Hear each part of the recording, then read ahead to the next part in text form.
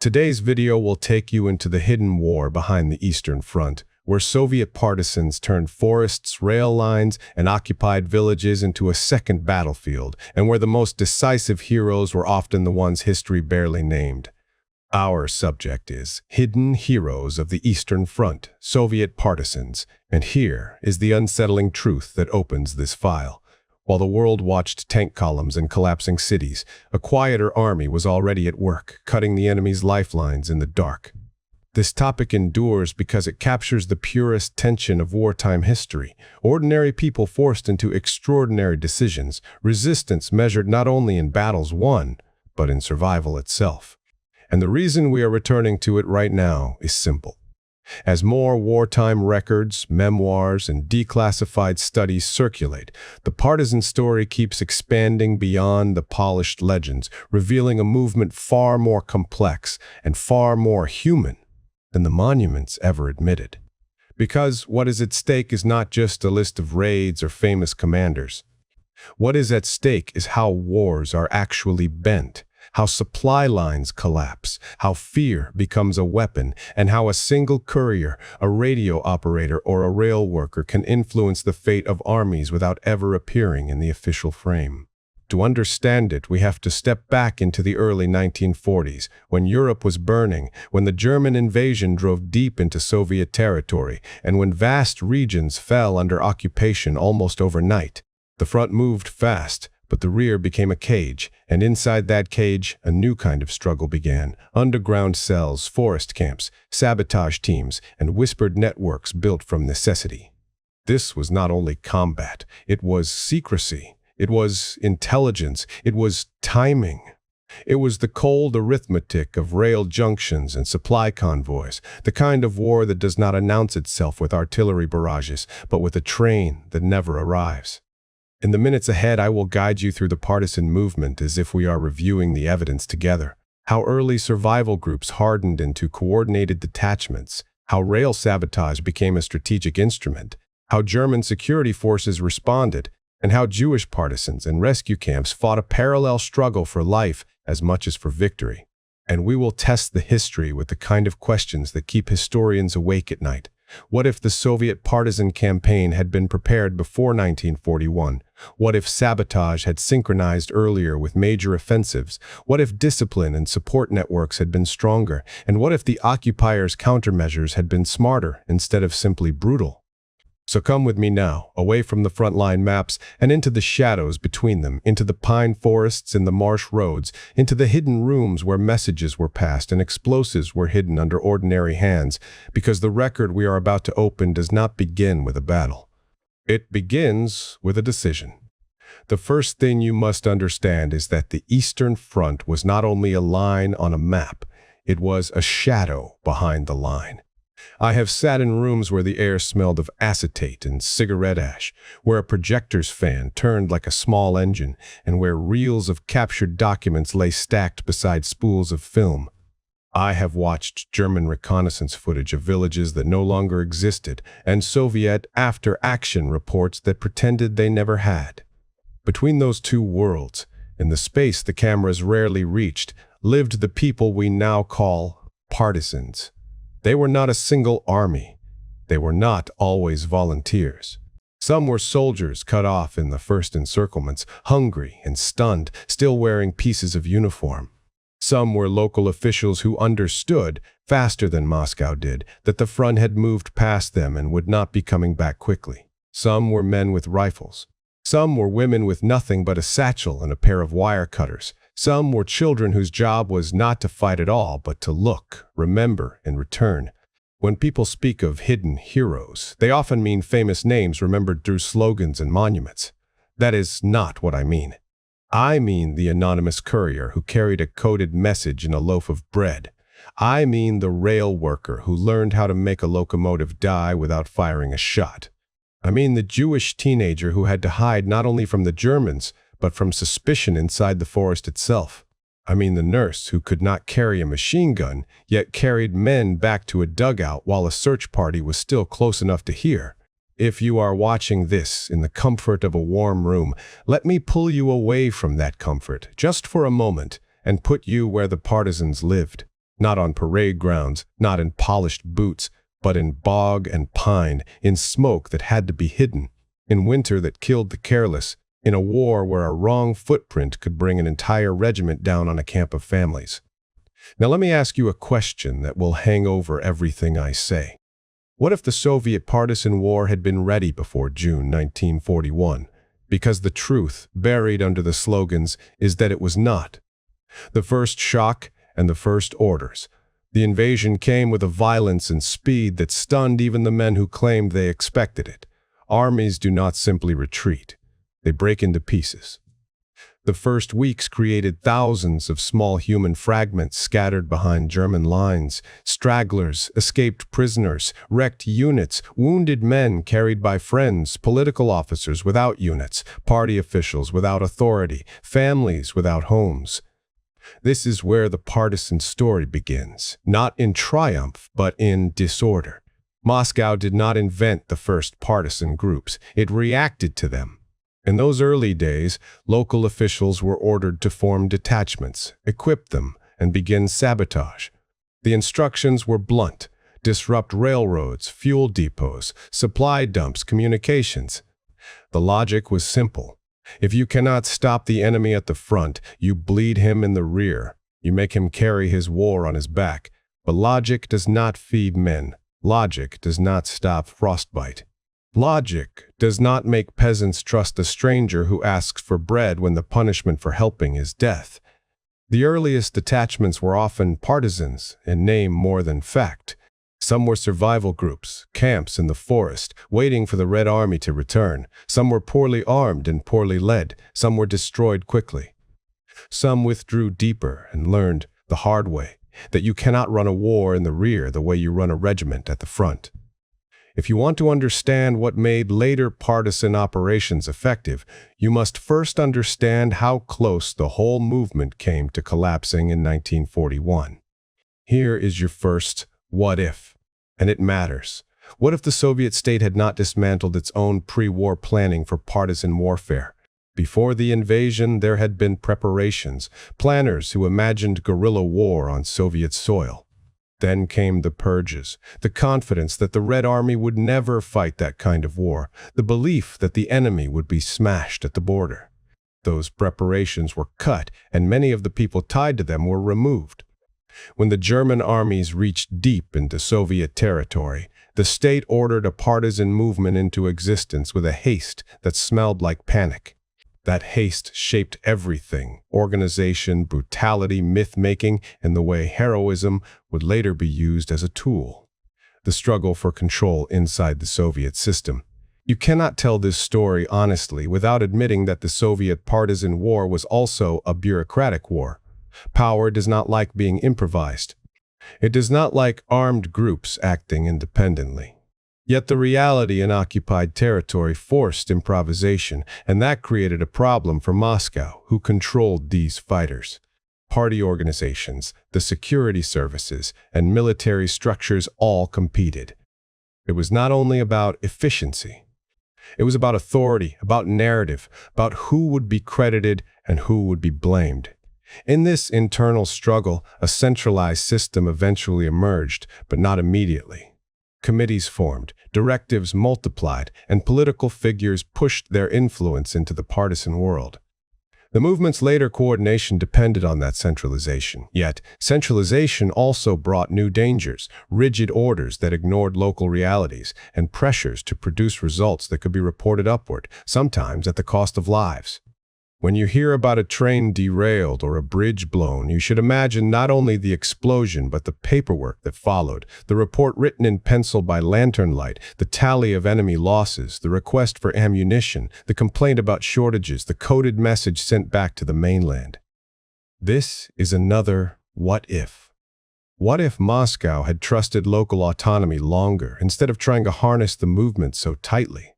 There is no clean answer.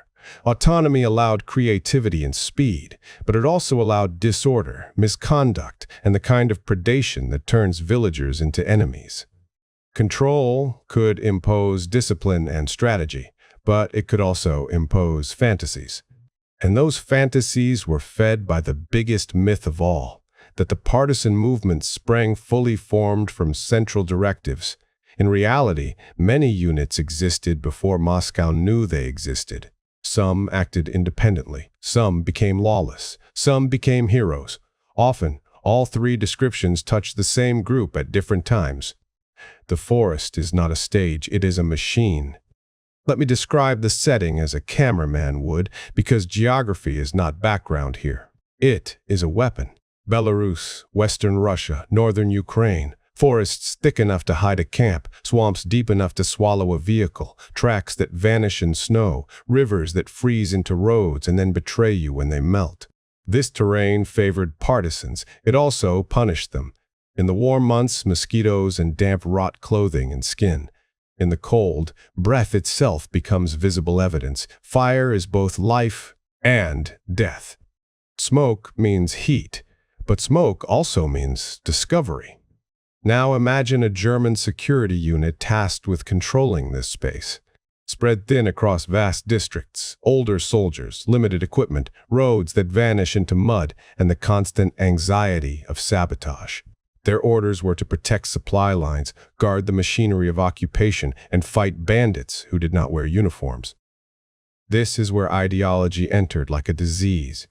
German anti-partisan doctrine often treated civilian populations as the sea in which the partisan fish swam. The solution, in that way of thinking, was not only to hunt fighters, but to terrorize communities, extract resources, and punish entire areas. The result was a spiral of violence that hardened everything. It made some civilians fear the partisans. It made others hate the occupiers so much that even fear could not keep them neutral. Here is another. What if? One that should unsettle you. What if German security forces had focused on intelligence and precision rather than reprisals and brutality? It might have reduced partisan recruitment. It might have separated fighters from villagers. It might have made the forests less welcoming. Or it might have changed nothing because occupation itself, especially an occupation built on exploitation and ideology, generates resistance the way friction generates heat. But even asking the question reveals something important. Partisan growth was not only a Soviet achievement, it was also a German failure. Who becomes a partisan? If you want hidden heroes, you must stop thinking only in terms of commanders. Commanders matter, yes, but the movement was made by categories of people whose names rarely survive on monuments. First, the cut-off soldier. He is trained, he understands weapons, but he is also a target because he looks like a soldier. In 1941, many such men hid, then gathered, then tried to raid for supplies. Second, the local party official or NKVD organizer. He carries authority on paper and often carries suspicion with him because the forest does not respect paperwork. Yet these organizers were crucial in turning survival groups into operational detachments. Third, the rail worker. This figure is essential, and he is often forgotten. Rail sabotage was not only explosives under tracks. It was knowledge, schedules, weak points, repair times, guard patterns, the difference between a disruption and a catastrophe. Fourth, the village support network, often women. A partisan unit can shoot, but it cannot grow food quickly in a hidden camp. Food, clothing, medicine, information, safe houses, messengers. These networks were the movement's bloodstream. And like a bloodstream, they were targeted relentlessly. Fifth, the Jewish escapee, and here the story becomes even more complicated. In the occupied Soviet territories, Jews faced annihilation policies that were immediate and systematic. Some escaped into forests. Some sought to join Soviet partisan units. Many faced a cruel barrier. In some areas, joining required a weapon. For many Jewish escapees, finding a weapon was nearly impossible. And even when they found one, they sometimes faced anti-Semitism from within partisan ranks. So some formed their own units, all Jewish or mostly Jewish. Others hid their identity. Some groups did something even more radical. They built camps not only to fight, but to rescue, sheltering families, children, elderly people who could not fight. This is where the word hero deserves to be used carefully. Fighting is heroic, yes, but so is building a sanctuary in a forest while being hunted. The names you have heard and the names you have not. Popular histories like to list great partisan leaders as if they were generals with tidy campaigns. In reality, their achievements were carved out of chaos. You will hear of raids, of bridges destroyed, of trains derailed. You will hear numbers so large they feel like propaganda. Some of those numbers reflect real impact. Some were inflated. Some were reported differently depending on the audience. But behind those famous figures stood thousands of small acts that never reached a press release. A young courier crossing a road at dawn because the guard changes then. A scout counting trucks and memorizing insignia. A saboteur learning how to disable a locomotive without producing a blast that brings a search party in minutes. A doctor keeping men alive with almost nothing. A partisan commander trying to impose discipline on hungry fighters and frightened civilians. And behind all of that, a central question: can an irregular movement become a strategic instrument without losing its soul? The turning point of coordination. By 1942, the Soviet leadership moved toward formal coordination at a higher level. A central headquarters was established to guide and integrate partisan operations. This was more than a bureaucratic milestone. It meant supplies could be organized. It meant radios and operators could be deployed. It meant planning could connect sabotage to Red Army offensives.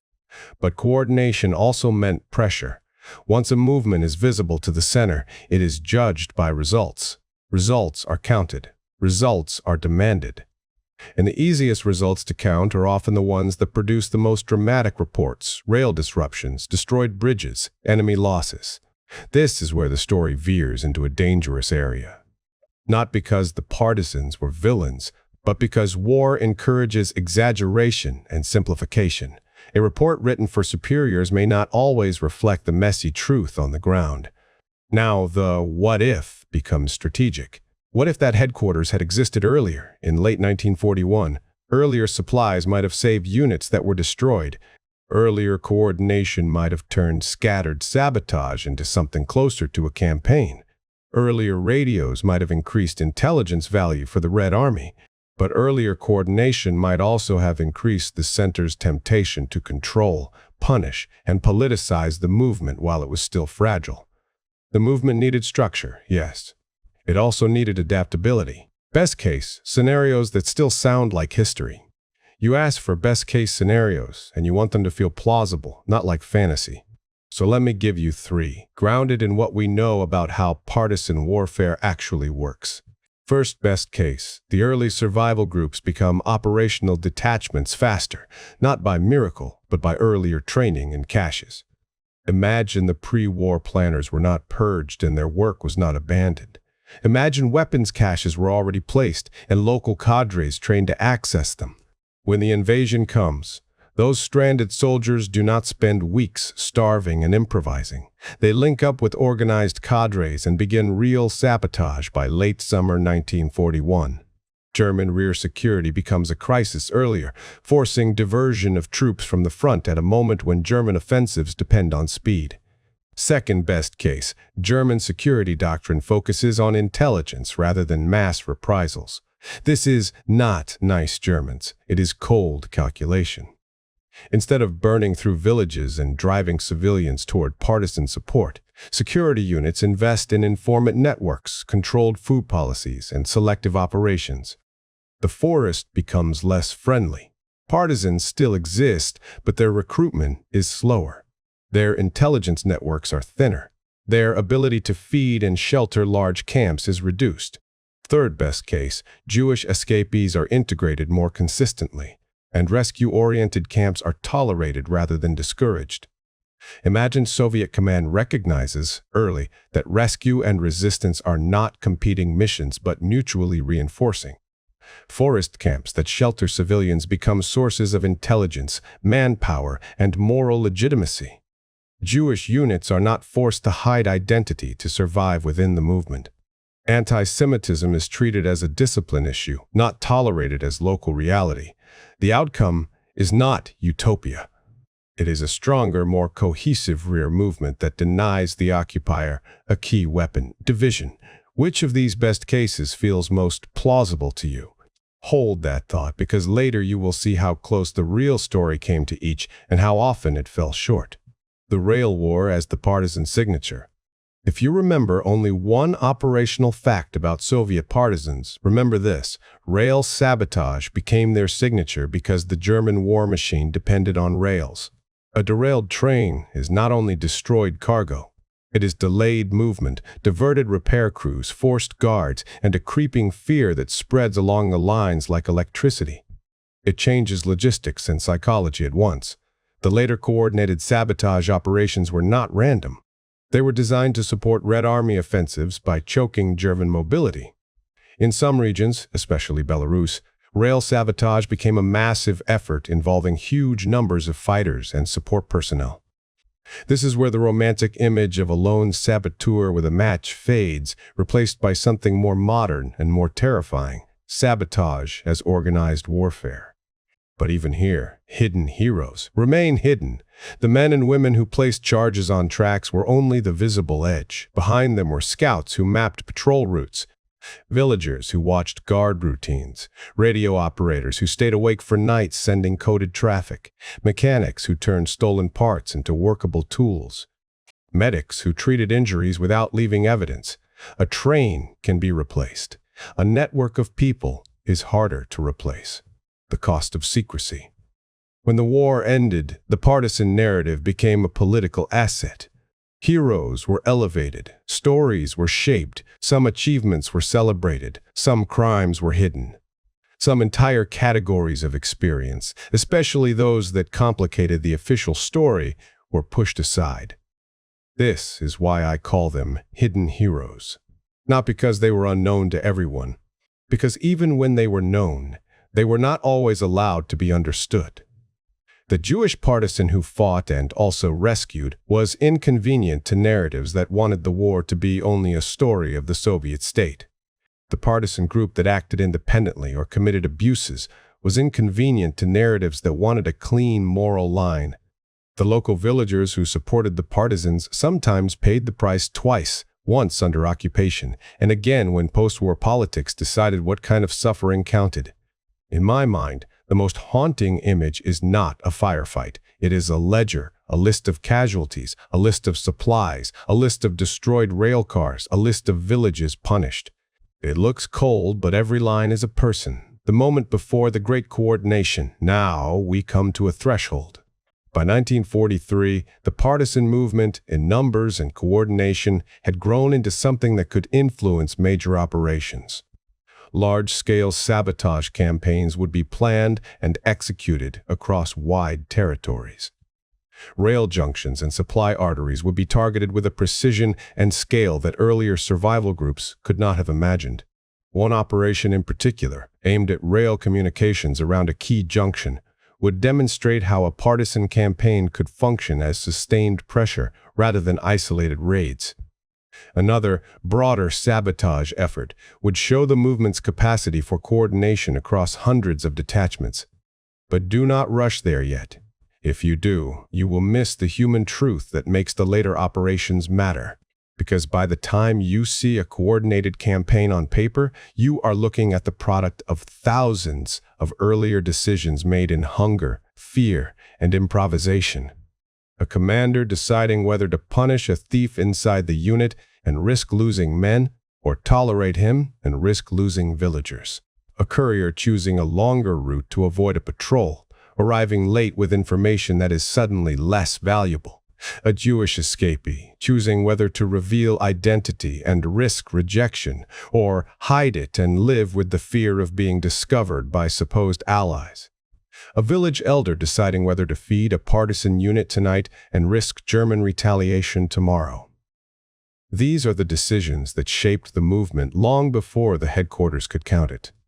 So let me return to the first question, the one I asked you at the beginning. What if the partisan war had been ready before June 1941?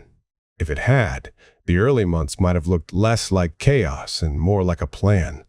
But plans have their own cruelty. Plans demand obedience. Plans demand sacrifice on schedule.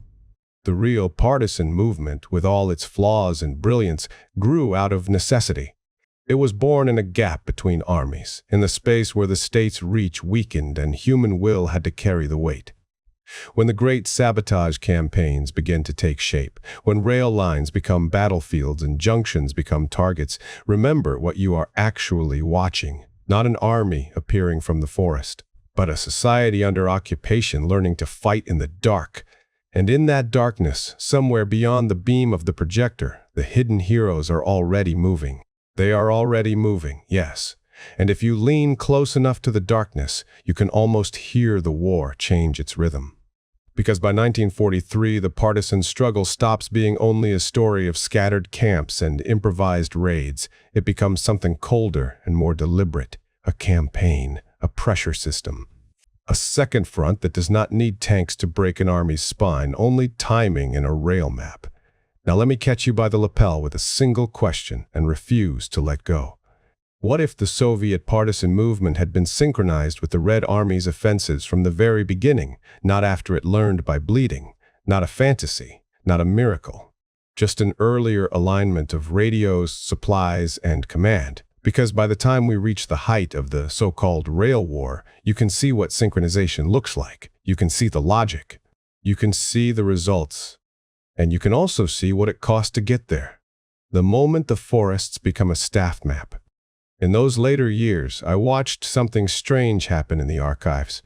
Reports that, once read like desperate letters, began to read like operational plans. Not perfect, not clean, but unmistakably organized. Coded traffic, coordinated sabotage windows. Requests for explosives measured not in handfuls but in sustained requirements. Lists of targets not chosen for drama but for effect. The creation of a central headquarters for partisan coordination in 1942 mattered, but you do not feel its full weight until 1943, when the movement's scale and discipline finally start to match the ambition of its directives. This is where the forest stops being only a hiding place and becomes an instrument. Belarus, in particular, becomes a kind of nerve center. Dense terrain, deep local networks, and an occupation that generated its own enemies. By early 1943, partisan strength in that region is so large that it creates zones where the occupier's presence becomes thin, nervous, and sometimes fleeting. The Germans still held towns, rail lines, and road junctions, but between them lay stretches of country where authority belonged to whoever moved at night, and the night belonged to those who knew the ground. The weapon the Germans could not replace quickly. You can argue about slogans forever, but the key fact remains brutally simple. German logistics on the Eastern Front depended on rail. Road transport existed, yes, but not at the scale needed to supply armies spread across thousands of kilometers. Rail lines carried fuel, ammunition, spare parts, winter clothing, food, even hope.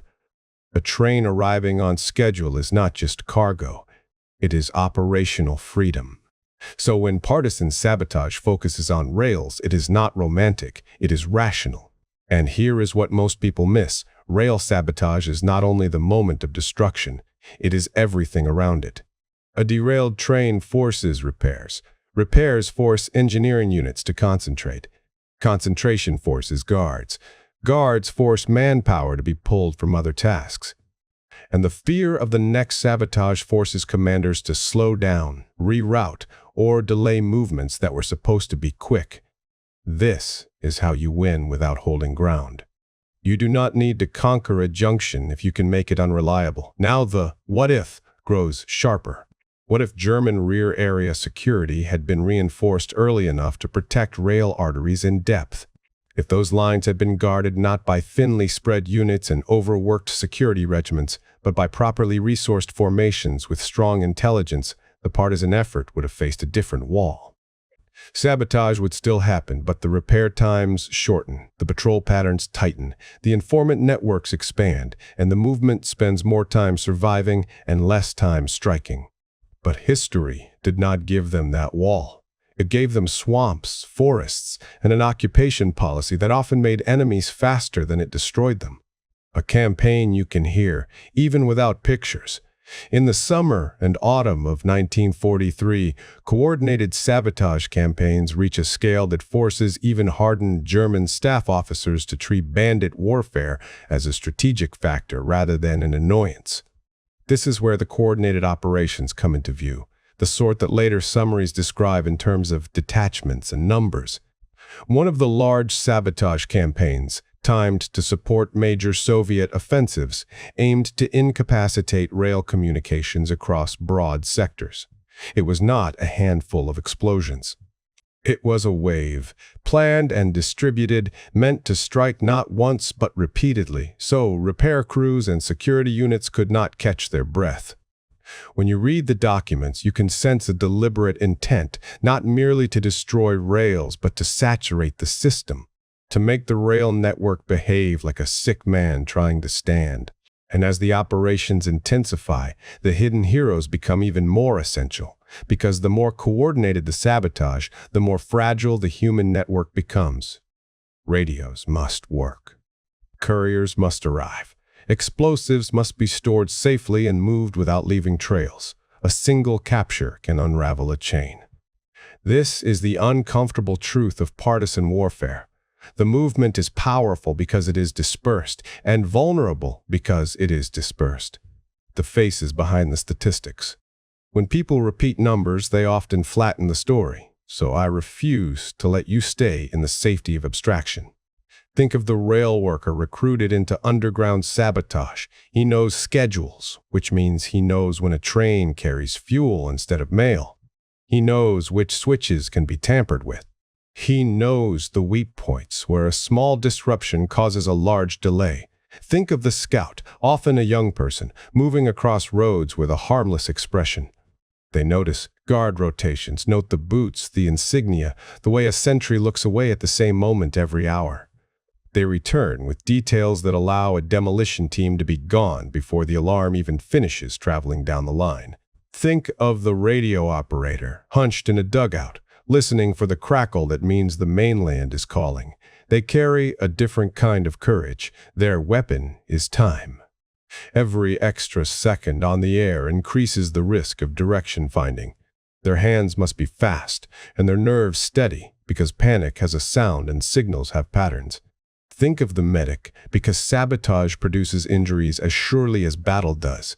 An explosion that misfires, a retreat through swamp, a fight on the edge of a village. A careless moment with frost and exhaustion, the medic keeps the fighters alive and also keeps them silent, because a wounded man captured can become an unwilling map. Think of the village network, often women again, passing food, cloth, and information as if they were trading in ordinary goods. Every visit to a forest contact is a risk. Every extra sack of potatoes is suspicious. Every whispered direction can be overheard. Now add the most complicated figure of all, the Jewish partisan or Jewish escapee trying to become one. Some joined mixed units and fought alongside others, sometimes while hiding identity. Some formed all Jewish, or mostly Jewish groups because prejudice inside the forest could be as dangerous as German patrols. Some built rescue-oriented camps that sheltered families and non-combatants, turning resistance into protection as well as attack. This is where hidden heroism stops being a poetic phrase and becomes a measurable moral act. Because it is one thing to sabotage rails. It is another to keep 100 hungry civilians alive while sabotage draws retaliation like lightning. The occupiers' response and the spiral of violence. German security regiments were often tasked with impossible demands: guard supply routes, protect administration, ensure economic exploitation, and hunt partisans in terrain designed to swallow armies. Under such strain, and steeped in the ideology of the Eastern Campaign, reprisals frequently became a method of control. This is not me indulging in drama. It is an observed pattern. Occupation forces, frustrated by elusive fighters, often punished populations where they believed partisan support existed. The logic was intimidation. The result was often the opposite: fear, hatred, and an expanding circle of resistance. Here is a best-case scenario that is ugly to even speak aloud because it puts best next to cruelty. What if the Germans had systematically avoided collective punishment and focused on targeted counterinsurgency? In that alternate line, the partisan movement faces a colder opponent, less anger among civilians, more caution in village support, more informants, a tighter web. Partisans still fight, but the easy moral clarity dissolves into quiet, controlled suppression. Now ask yourself which enemy would be harder to defeat, the brutal one that makes enemies everywhere, or the disciplined one that makes compliance seem safer than resistance. History gave the partisans the first kind more often than the second, and that shaped everything. The rail junction as a throat to squeeze. To understand how operations become strategic, look at a rail junction not as a point on a map, but as a throat. Rail junctions collect lines. They route cargo. They decide whether an army receives fuel in time. Partisan operations targeting these junctions were not simply attacks, they were sustained pressure. A sabotage campaign around a key junction could involve repeated destruction of rolling stock, tracks, switches, and supply echelons carrying ammunition and fuel. The goal was not a single spectacular moment, but prolonged disruption that forces the occupier to spend time, men, and resources just to keep breathing. This is where you begin to see partisans not as random fighters, but as an auxiliary operational arm supporting the Red Army's wider war. And it leads to another what if, the one that military planners cannot resist. What if the partisans had been supplied earlier and more consistently by air and radio, allowing them to maintain tempo? Earlier, many groups lacked explosives and relied on crude methods or captured materials. With steady drops of explosives, detonators, medical supplies, and radios, sabotage could be planned and sustained with fewer desperate improvisations. Tempo matters. A campaign succeeds not because you strike once, but because you strike again before the enemy regains balance. That said, supply drops create their own vulnerabilities. Drop zones can be compromised. Aircraft can be lost. Loads can fall into enemy hands. Supplies can intensify internal power struggles. So, the best case is not more supplies. The best case is more supplies tied to better discipline and better intelligence. And discipline in irregular war is not a slogan. It is survival, the myth and the mess. If you want this story to be honest, you cannot turn it into a clean, heroic march. Some partisan groups were disciplined and effective. Some were chaotic. Some committed abuses. Some robbed peasants. Some acted independently of Moscow longer than official narratives admit. Some were more focused on survival than sabotage, at least at the beginning. Some commanders complained bitterly about local groups that drank, confiscated property, and lost the trust of the population. This matters because the partisan war depended on local support. Lose the trust of villagers and you starve. Lose the trust of villagers and your scouts are blind. Lose the trust of villagers and the enemy hears about your camp before you finish digging it. So here is the what if that cuts right into moral and operational reality. What if Moscow had established not only coordination but strict standards early, with credible enforcement against predation? In that line, you reduce the kind of behavior that turns civilians against fighters. You increase the movement's legitimacy. You strengthen village networks. You make intelligence flow more reliable. The partisan war becomes not only more effective but more sustainable. But there is a catch. Enforcement in a forest is hard. And Soviet enforcement mechanisms could be harsh in ways that created their own fear. An attempt to impose discipline might harden resentment, especially among locals who already mistrusted outsiders. So the best case again is not simply more discipline. It is discipline that is respected, not merely feared, and respect in an occupied forest is the rarest currency. The hidden heroes you can build an episode around. If you are shaping this for a history audience that loves intrigue and best-case scenarios, you need anchors. Not just battles, but people and roles. Here are story lanes that can carry your narrative without turning it into propaganda. The rail saboteur who begins as an underground worker in a depot and later is forced into the forest, bringing technical knowledge that transforms a unit's effectiveness. The courier network run by women in occupied towns, using ordinary errands as cover, moving messages between detachments and underground cells. The radio operator whose survival depends on staying invisible, not brave in the conventional sense, but steady under pressure in a way few soldiers ever have to be. The Jewish rescue camp that refuses to choose between fighting and saving, proving that resistance can be measured not only in destroyed trains but in saved lives. The local commander torn between orders from the center and the realities of his district, forced to decide whether a raid is worth the reprisals it will trigger. Now take those lanes and ask, what if? Questions that are plausible enough to keep a historian from laughing. What if the rail saboteur's cell had been detected early and destroyed, depriving a whole region of technical leadership? What if the courier network had been broken by a single informant, collapsing coordination right before a major sabotage wave? What if Jewish rescue-oriented camps had received more formal Soviet support, becoming semi-official hubs for intelligence and recruitment rather than tolerated exceptions? What if German direction finding had improved faster and made radio traffic nearly suicidal, forcing the movement back into slower courier-based communication? Each of these is not fantasy. Each is a hinge that could have swung the war in small ways, and small ways accumulate. The war inside. The war I want you to see something clearly. Partisan warfare is not only fighting the occupier. It is fighting time. The Red Army's offensives have their own tempo. A sabotage campaign timed to an offensive can amplify success.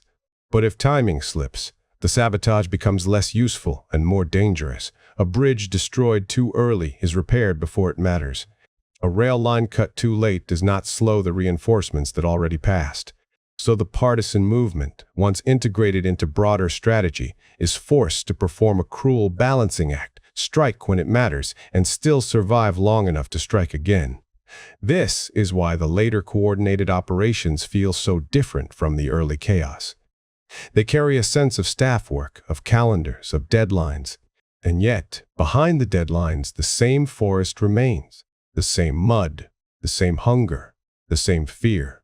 You can plan a sabotage wave. You cannot plan whether a patrol will stumble onto your cache, a thought that should make you uneasy. The further the war goes, the more the partisan movement becomes something the state can point to and claim as proof of unity and heroism.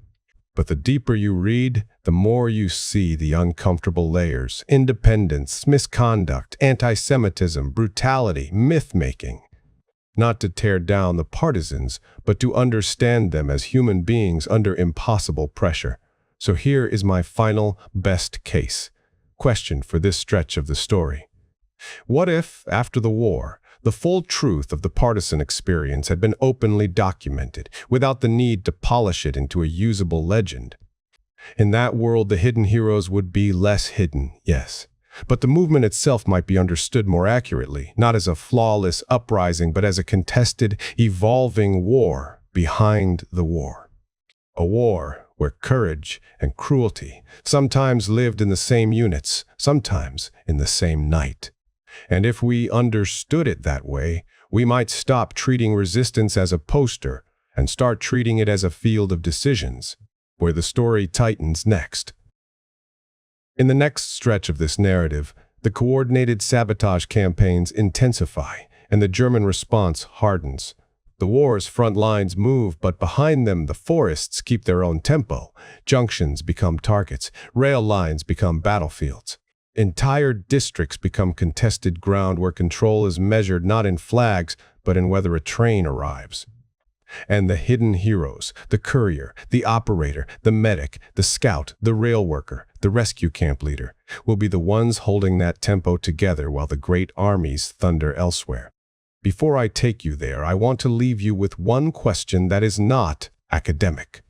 If you had been living under occupation with a family to feed and no certainty that the Red Army would return soon, would you have helped the partisans anyway, knowing what retaliation could follow? Tell me your answer, and tell me why. And if you know someone who thinks the Eastern Front was only tank battles and frontline heroics, pass this story to them. You gave me your answer, or you hesitated, and that hesitation tells me something. Because the real test of partisan war was never whether a man could pull a trigger. It was whether ordinary people could keep choosing risk when safety looked like compliance. So let me open the next folder in the archive and take you forward into the period when the forests stopped improvising and began conducting. If you have ever wondered how an irregular movement turns into a weapon that can bend an army's timetable, this is where you watch it happen. And here is the hook I want you to hold in your mind while we move. What if the partisan campaign had not merely disrupted German rails, but had briefly paralyzed them at the exact moment the German front depended on speed? That is not a fairy tale. That is a question about timing, coordination, and whether the hidden heroes could make the occupier feel, for a few crucial weeks, as if the ground itself had joined the war. The night the rail lines stopped feeling safe. When you read German rear area reports from 1943, you notice a change in tone. Earlier, the language carries contempt, the habitual dismissal of bandits. Later, the contempt remains, but it is joined by something colder: calculation. A recognition that sabotage is not random. It is patterned. The rail line becomes a living thing in those reports. It is described as threatened, insecure, interrupted, unreliable. That is the vocabulary of a system under strain, not a system facing a nuisance. And I want you to picture the rail network the way a staff officer would in that period. Lines drawn across Belarus and Ukraine like veins, junctions like hearts, bridges like joints, depots like lungs. Anything that fails at the wrong moment can turn a regiment into a stranded body.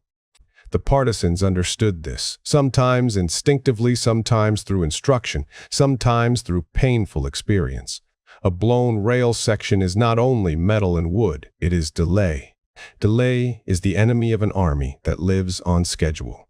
Now we arrive at one of the great coordinated sabotage efforts, the kind timed to support Soviet offensives and strain German mobility.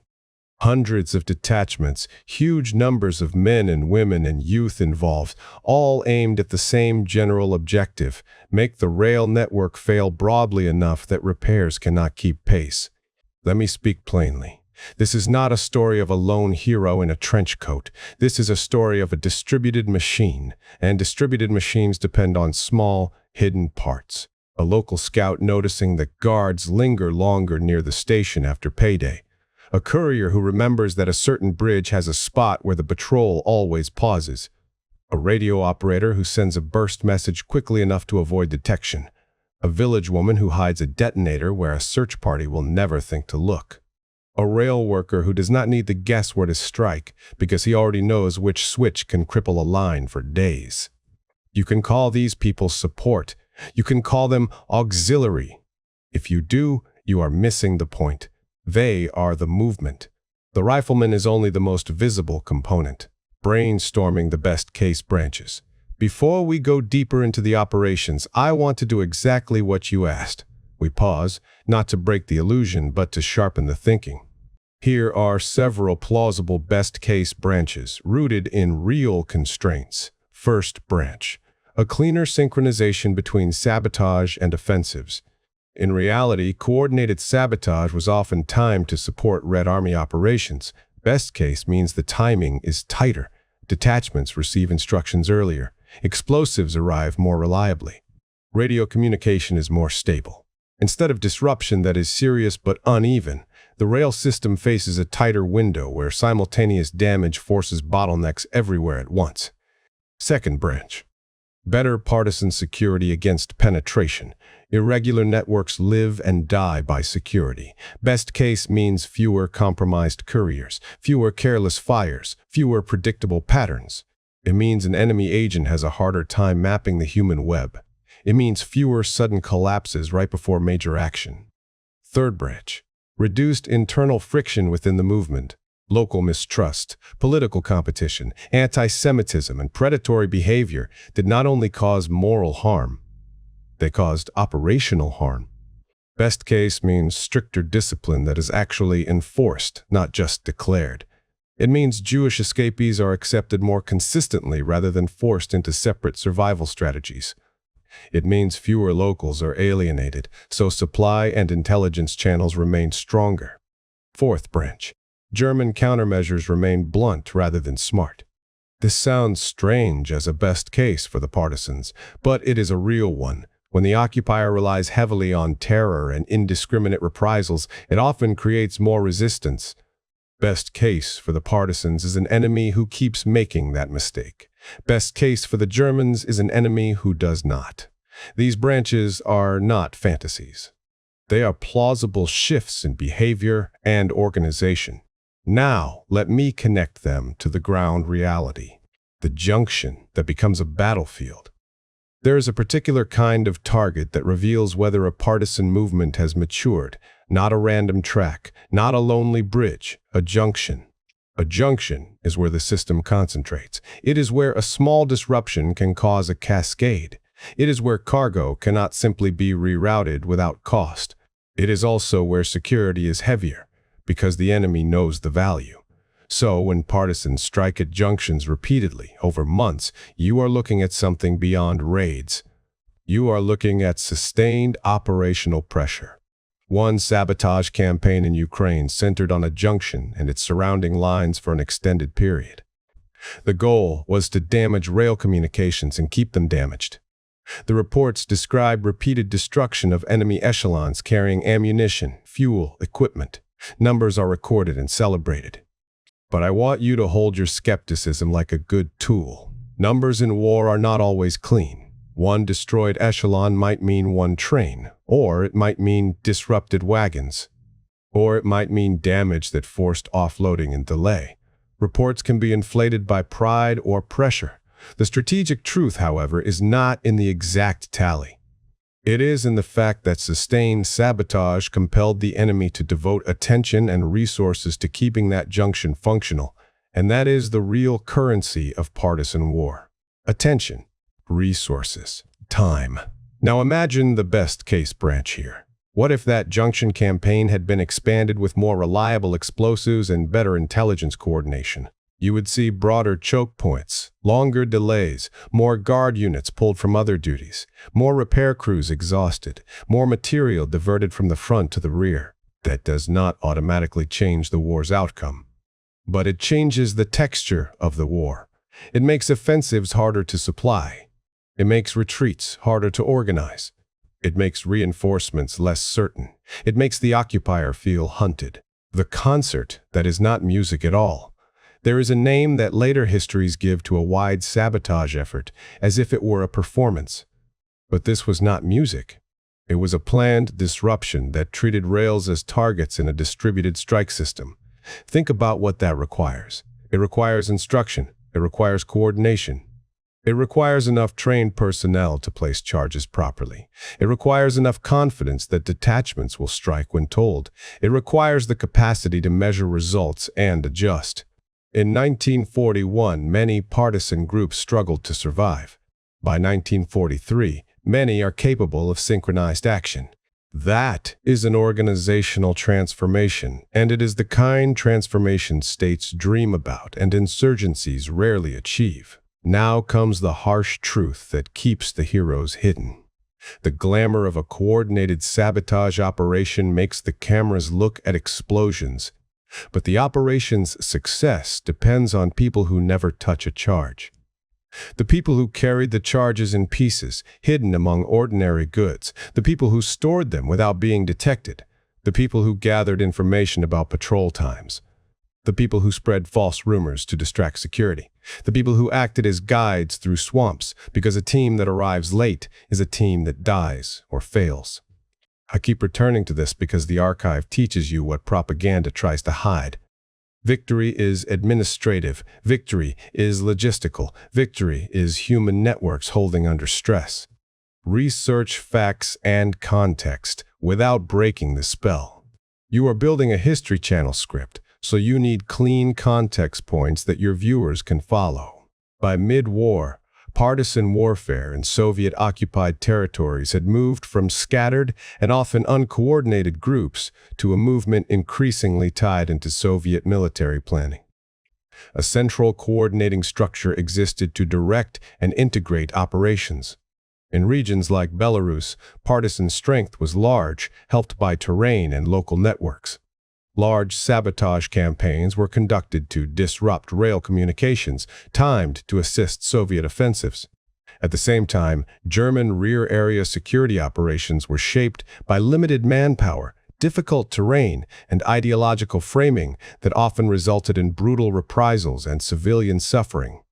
This dynamic sometimes pushed more locals towards supporting the partisans, though it also created fear and complex survival choices. Within the partisan movement, there were tensions. Some units were disciplined, others were not. Some groups behaved badly, alienating civilians. Some acted independently of Moscow longer than official stories admit. Jewish participation was significant, but complicated by the reality that Jews faced extermination policies from the occupier and sometimes discrimination or reluctance from non-Jewish partisans. This led to the formation of Jewish units in some cases and rescue-oriented camps in others. That is your historical spine. Now, let me put flesh back on it. A courier's war. If you want the hidden heroes to feel real on screen, you need scenes that do not look like battle scenes. You need the quiet work. Picture a courier leaving a village before dawn. The purpose is simple: deliver a message to another detachment and return without being followed. The courier does not carry a rifle, because a rifle makes you suspicious. The courier carries something ordinary, a bundle of cloth, a food sack, something that looks like nothing. Inside, it is either paper coated so tightly that it looks like nonsense, or it is not paper at all but memory, a set of names, a time, a place. What if this courier is stopped at a checkpoint? Best case is not they escape in a chase. That is a modern fantasy. Best case is they answer calmly. They look like they belong. They pass. And if they do not pass, the whole web shakes. So here is an alternate scenario that is terrifyingly plausible. What if German rear area security had invested more heavily in catching couriers rather than chasing armed groups? The guerrillas might still strike rails, but the capacity to coordinate large campaigns would be strangled. Detachments would act more independently. The grand, synchronized sabotage waves would become smaller and less consistent. If you want a best case for the occupier, this is one of them. Attack the web, not the rifleman. The radio that becomes a noose. Now picture the radio operator again, in a dugout under pines, headphones pressed to ears, fingers ready. Radio is power and radio is danger. Direction finding exists. Patterns are traceable. A careless operator can lead a search party straight to the camp. Best case for the partisans is disciplined radio practice, short transmissions, changing locations, strict schedules, encryption handled properly. Best case for the Germans is better direction finding and faster response. Now ask the what if that changes everything. What if German direction finding had improved enough to make radio nearly unusable by late 1943? Then coordination collapses back into couriers. Couriers are slower. Slower means less synchronization. Less synchronization means less strategic impact. You see how fragile this is. A movement can have thousands of fighters, but if it cannot coordinate, it becomes noise rather than pressure. The Jewish partisan dilemma sharpened. In the popular imagination, a partisan is a fighter. But Jewish partisans often carried a second burden. They were fighting not only to resist, but to survive. Many had no safe home to return to. Many had families already killed. That changed the meaning of resistance. It also changed the structure of some groups. Rescue-oriented camps were not side stories. They were an answer to a brutal question. What do you do with people who cannot fight but must be protected anyway? Here is a best-case branch that would have changed the moral geography of the forests. What if Soviet command had formally supported rescue-oriented partisan camps early, rather than viewing them as inconvenient? These camps could have become stable intelligence hubs, recruitment pools, and symbols that pulled more civilians toward resistance. They would also have demanded more supplies, more security, and a broader definition of what success meant. Because success would not only be trains derailed, it would be lives saved. And if you think that sounds sentimental, understand this. In war, legitimacy is force. A movement that protects people gains information, loyalty, and endurance. The German problem that never goes away. German rear security forces faced a structural dilemma. They had too much territory, too many tasks, and terrain that favored the defender who could vanish. Even a disciplined counterinsurgency would have struggled. And when ideological violence and economic exploitation entered the picture, the struggle became a spiral. This is why the partisans could sometimes create zones where German authority was thin or contested. And this is why rail sabotage mattered so much. The Germans could garrison towns. They could patrol roads. They could burn villages. But they could not be everywhere along every rail segment, every night, forever. Now bring the best case branch back. What if German security forces had been reinforced with sufficient manpower and mobility to hold the rail lines in depth? In that world, sabotage continues, but repair becomes faster and patrols become denser. The partisans' cost per successful strike rises. More fighters are lost or captured. The movement becomes more cautious. The strategic effect shrinks. Again, history did not fully give them that world. It gave them a stretched system that the partisans learned to pull and snap. The viewer-facing structure you need for a viral script. Let me help you shape this so it holds attention. Section 1 should feel like inevitability. The rail network becomes the central character. You explain why trains are the real lifeline of an Eastern army. Section 2 becomes the human machine. You reveal the roles that make sabotage possible. Couriers, radio operators, scouts, rail workers, medics. You make the audience realize that the hidden heroes are not footnotes. They are the engine. Section 3 becomes the alternate branches. You lay out 3 to 5 plausible best-case scenarios, and you show how each hinges on timing, security, and human trust. Section 4 becomes the moral complexity. You do not sanitize it. Some units misbehaved. Some local networks were coerced. Jewish partisans faced double peril. German reprisals were brutal and often counterproductive. You frame this as a war, inside a war, not a poster. Then you end with a question that forces the viewer to take a position. And now I will give you that ending, because this segment needs closure even as the chronicle continues. A thought-provoking conclusion that points forward. When the war is remembered, people like clean lines. They like to imagine that everyone knew what to do, that every act of sabotage was part of a perfect plan, that every partisan was a saint, that every civilian knew where morality lived. The archives do not give you that comfort. They give you decisions made in cold and hunger. They give you bravery without applause. They give you misconduct mixed with discipline. They give you rescue mixed with violence. They give you a movement that becomes powerful, not because it was born perfect, but because it adapted faster than the occupier could fully suppress it. So here is the question I want you to answer in the comments, and I want you to answer it like a grown adult, not like a spectator. If you had to choose one best-case change that would have amplified the partisan impact the most, which would it be? Earlier coordination and supply, stronger security against infiltration, stricter discipline to protect civilian support, or a broader embrace of rescue-oriented resistance. Pick one, defend it. And if you know even one person who still thinks the Eastern Front was only frontline battles and tank columns, make sure this story reaches them. Pick one, defend it. I said that at the end of the last reel of my mind's footage, and I meant it. Because the partisan war was built on choices.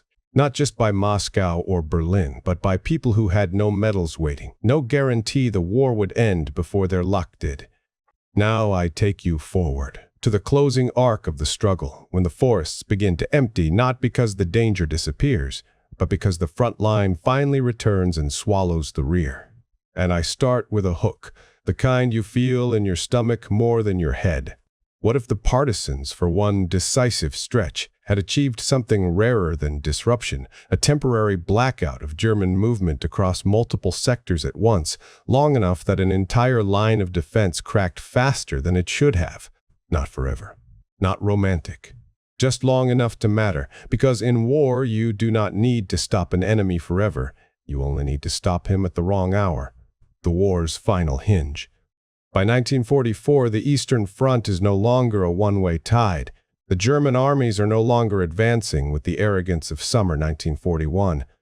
They are retreating, reorganizing, trying to hold lines that break even when they are drawn on good paper.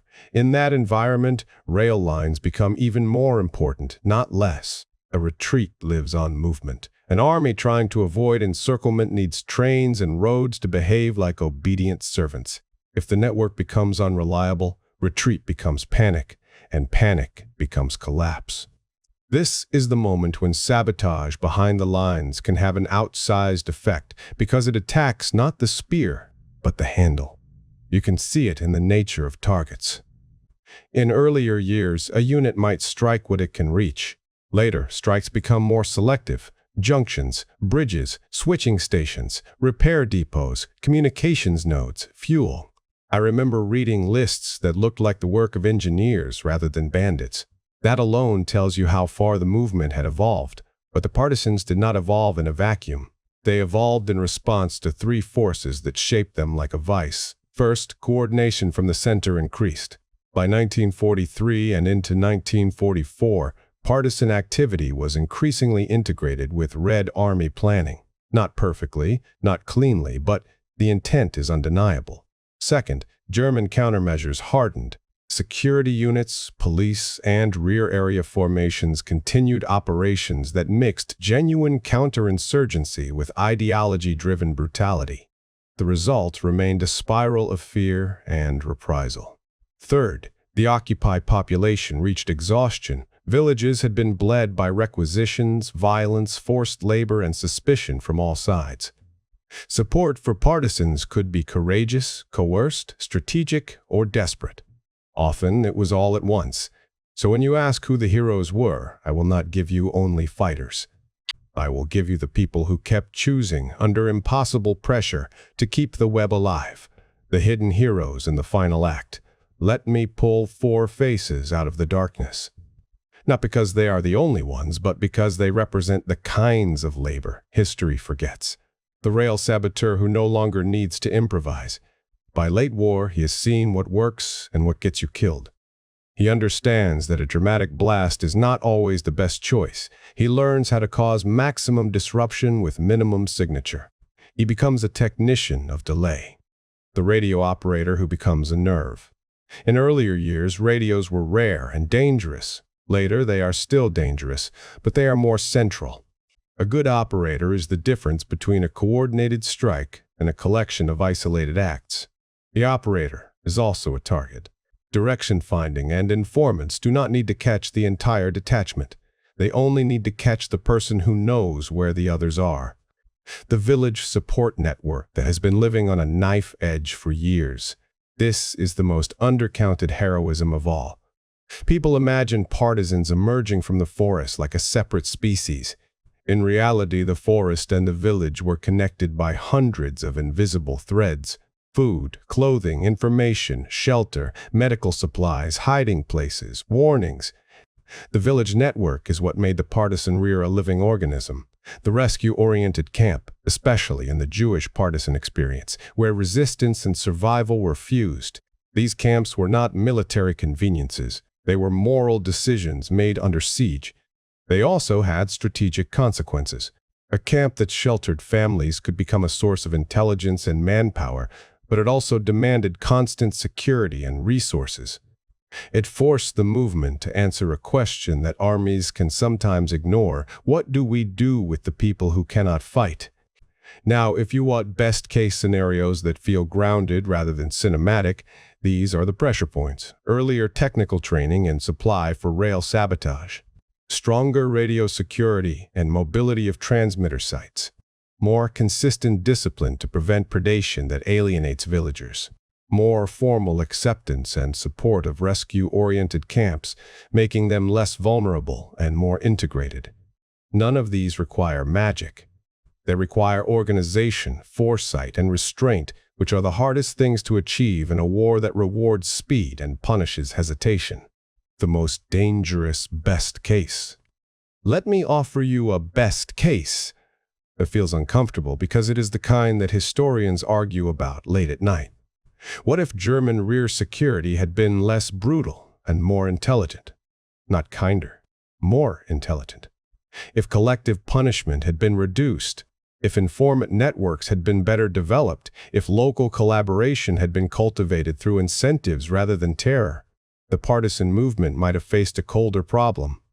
Less open hatred to recruit from, more quiet compliance, more people willing to point rather than shelter. In that world, partisans would still exist, but their growth might have been slower. Their networks might have been thinner. Their ability to sustain large zones might have been reduced. Their recruitment of the exhausted and angry might have been less automatic. History did not fully give the Germans that advantage. The ideology of the Eastern Campaign, the demands of exploitation, and the sheer frustration of fighting a hidden enemy pushed the occupation toward measures that often created more resistance. This is not a moral excuse. It is a mechanical explanation. Violence is not only evil, it is also often stupid in strategic terms. And that stupidity, repeated, is one of the reasons the partisan movement became as consequential as it did. The campaigns that proved it was no longer improvisation. You already know the names by now. The large coordination efforts against rail communications, the sabotage operations aimed at critical junctions and supply arteries, the idea of a rail war that ran alongside the tank war. What matters here is not a single operation name. What matters is the pattern. By late war, partisan sabotage is no longer just harassment. It becomes an operational tool. It is timed. It is coordinated. It is designed to amplify conventional offensives and complicate retreats.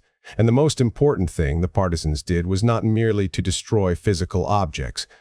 They destroyed certainty. A train schedule is certainty. A garrison receiving its rations is certainty. A commander believing the rear is safe is certainty. Partisans made the rear uncertain. That uncertainty forced German command to allocate resources to protection and repair. It forced units to travel with more guards, move slower, carry more fear. It forced the occupier to treat the rear not as a stable platform, but as contested ground. Even without exact numbers, you can grasp the strategic shape of it. You can see why rail sabotage mattered more than scattered gunfights. You can see why junction operations were so feared. You can see why the forest became a second front. The movement's contradictions. Now, because I promised you a secret chronicle and not a poster, we end by facing the contradictions that remain. The partisan movement contained extraordinary courage and extraordinary cruelty. Both existed, and sometimes they lived too close to each other. Some units protected civilians, some preyed on them. Some commanders enforced discipline. Some tolerated drunkenness and confiscation that drove villagers away.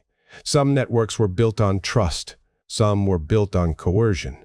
Some Jewish fighters were accepted. Some were rejected. Some hid their identity to survive among supposed allies. Some operations were genuinely strategic and coordinated. Some were inflated in reports because the center demanded victories that looked good on paper. And when the war ended, those contradictions did not disappear. They were edited. States like clean stories. They need heroes who behave predictably. They need myths that unify, not complexities that force questions. So hidden heroes are not only those who were unknown, they are also those whose real experience did not fit the official frame. The courier who stole nothing, harmed no civilian, carried messages for 2 years, and died without a name and a report. The medic whose entire war was spent preventing deaths that do not appear in victory tallies.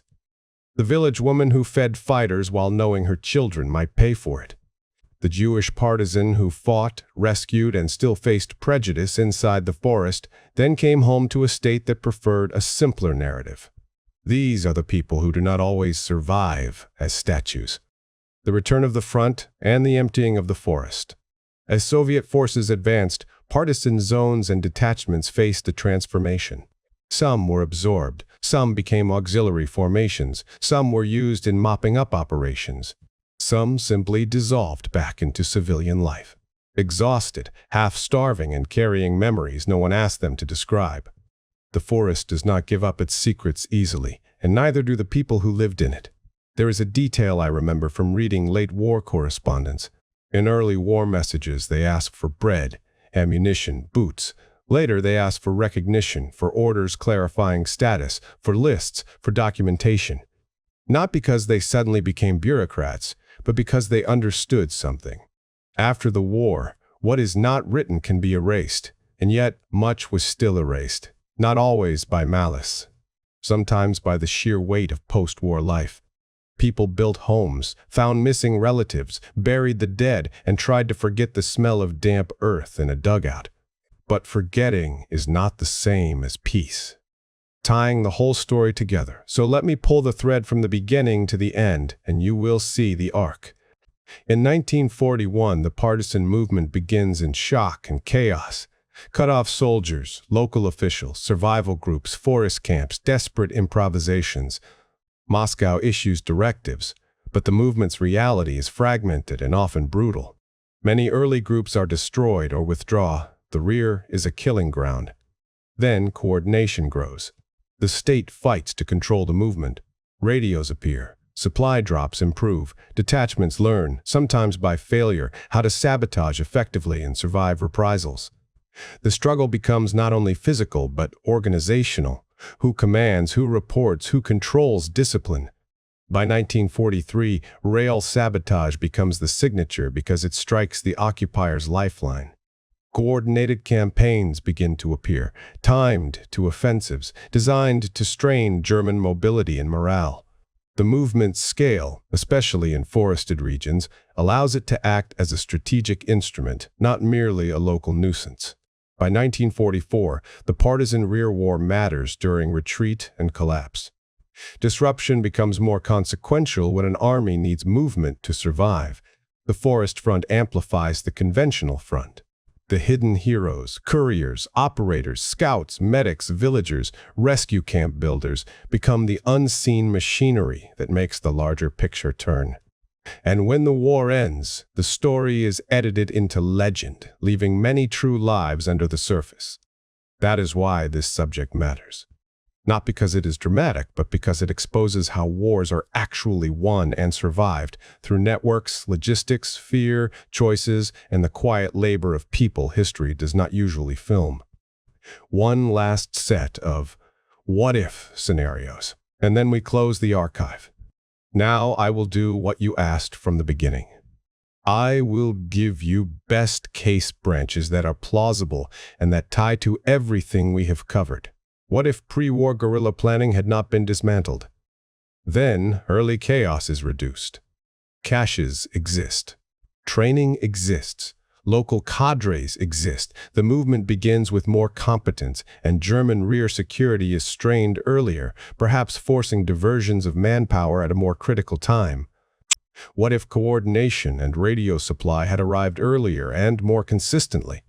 Then sabotage becomes more synchronized sooner. The movement shifts faster from survival to campaigning. The rail war begins earlier in a more organized form, increasing pressure during key offensives. What if discipline had been enforced in a way that protected civilians and maintained village trust? Then local support is stronger and more durable. Intelligence improves. Food flows more reliably. The movement becomes harder to isolate. Predatory behavior declines, which reduces resentment and informant vulnerability. What if Jewish escapees had been accepted more consistently and rescue-oriented camps had been supported as legitimate resistance? Then the movement gains legitimacy and manpower. Rescue becomes integrated with intelligence and sabotage rather than treated as a separate moral burden. Survival is no longer an improvisation at the edge of the war, but part of the war's human infrastructure. What if German occupation had been less brutal and more strategically disciplined? Then recruitment might slow. Support networks weaken. The partisan machine becomes more fragile. The war behind the war still exists, but its scale and effectiveness may be reduced. Now pick your branch. If you are serious, you will not pick based on sentiment. You will pick based on mechanism. Which change most alters the balance of information, mobility, and trust? Because those are the true currencies of partisan war. The ending, as it should be told. When I finish a film, I always return to the room where the paper lives. I imagine myself again in the archive, the projector cooling, the last frame burned into the screen's blankness. Somewhere nearby, a typewriter waits, a heavy machine with keys that sound like small hammers. Each strike is an attempt to trap truth before it slips away. I do not end this story with fireworks. I end it with a quiet recognition. The Soviet partisans were not a myth. They were not angels. They were not always disciplined. They were not always clean. They were human beings who fought in the rear while the front thundered elsewhere. They made the occupiers' war harder, sometimes strategically, sometimes psychologically, sometimes in ways that will never be tallied accurately. And the hidden heroes were not only the famous commanders and poster faces. They were the ones who carried the war in their hands without ever being seen by a camera. Now I want one direct answer from you. If you had to define hidden hero in one sentence, what is your definition? Write it. Then tell me which best-case change you believe would have mattered most and why. And if this story changed how you see the Eastern Front, pass it to someone who still thinks war is only what happens where the tanks are. When I close the last folder on this story, I am always struck by how little of it ever reached the official photographs. The Eastern Front is remembered in steel and flame, in armored columns and ruined capitals, in the thunder that shook entire continents. Yet what we have walked through tonight lives in quieter rooms. A war behind the war. A struggle carried by people who rarely stood in formation, who did not always have uniforms, and who learned to fight with timing, silence, and the geometry of a rail map. What the Soviet partisans achieved was not simply sabotage.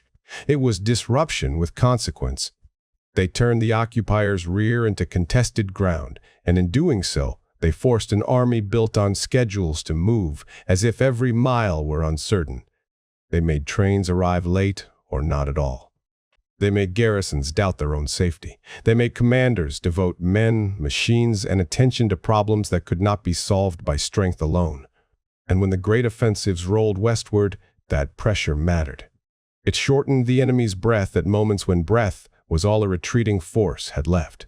But if you listen carefully, you also hear the cost. And it is not a cost that settles neatly into victory speeches.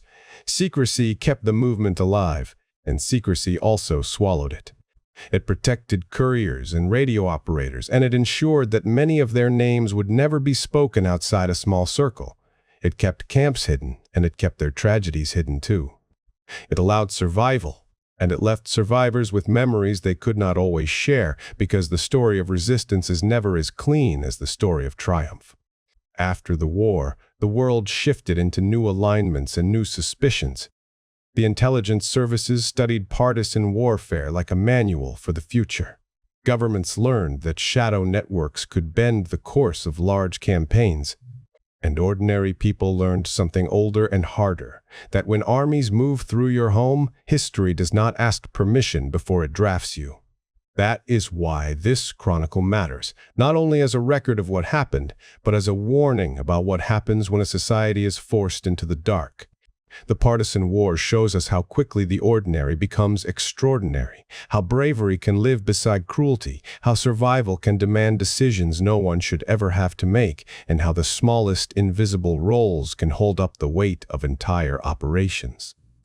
The scout who memorized patrol patterns, the rail worker who understood which switch could paralyze a junction, the medic who kept men breathing without leaving evidence, the village network that fed fighters and paid the price twice, the Jewish partisan who fought for life itself, sometimes while hiding identity even among allies.